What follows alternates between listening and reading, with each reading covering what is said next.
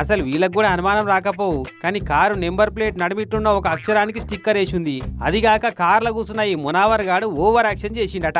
అగో అట్లా అనుమానం వచ్చి చూసేపటికే దొరికిండు తాత. టోల్ ప్లాజాలని దాటి వెళ్ళేటప్పుడు ఆ నంబర్ మీద చలానాలు కొడతారని చెప్పేసి ఆ నంబర్ కూడా AP07 DZ1807 అయితే ఆ డి అనే అక్షరానికి కూడా బ్లూ కలర్ స్టిక్కర్ అంటించేసి అది కూడా కనపడకుండా చేశాడు.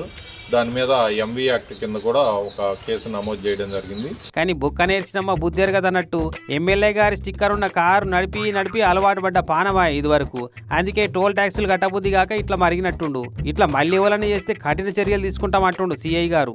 మాజీ ఎమ్మెల్యే అన్నా రాంబాబు గారి దగ్గర అప్పట్లో డ్రైవర్గా పనిచేసినట్లు ఆ స్టిక్కర్ని తీసుకొని ప్రస్తుతం వినుకొండ ఎమ్మెల్యే గారి పేరుని కట్ చేసుకొని స్టిక్కరింగ్ చేయించుకొని ఆ స్టిక్కర్ని వాడుతున్నట్లు అతను